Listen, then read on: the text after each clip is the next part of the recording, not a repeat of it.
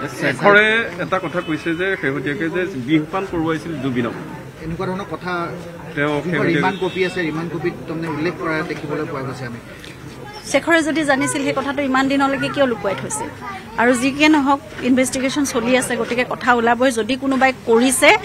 তেনেহ'লে তাক কঠোৰতকৈ কঠোৰতম শাস্তি হ'ব লাগিব এই মানুহজনক এনেকুৱা অৱস্থালৈ নিব লগা কিয় হ'ব পাৰে সকলোকে ইমান মৰম কৰিছিল মানুহজনে অকল মৰমেই কৰিব জানিলে আৰু তাৰ বাহিৰে একো নাই মোকো অকল শিকালে যে বিশ্বাসেই কৰা সকলোকে আৰু সকলোকে আমি নিজৰ বুলি আঁকোৱালি লৈছিলোঁ নিজৰ আছিলে সকলো চব পৰিয়ালৰ আছিলে সকলো ভাই ককাই চব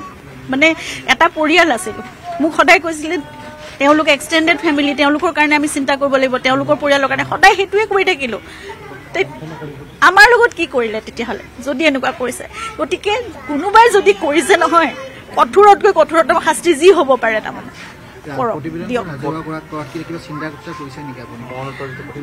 মই সেয়া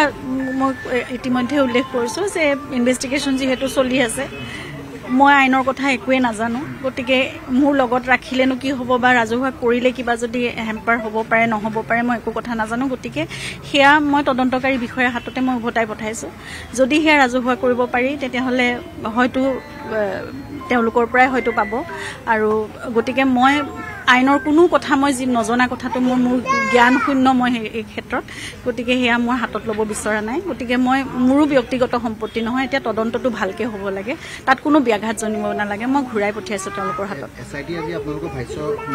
কৰিছে হয় আজি ষ্টেটমেণ্ট লৈছে মোৰ আৰু ভণ্টিৰ সম্পূৰ্ণভাৱে দীঘলীয়াকৈ তেওঁলোকে সকলো লৈছে একদম আৰম্ভণিৰ পৰা মই জুবিনক কেতিয়াৰ পৰা চিনি পাইছোঁ তেতিয়াৰ পৰা সকলোখিনি কথা লৈছে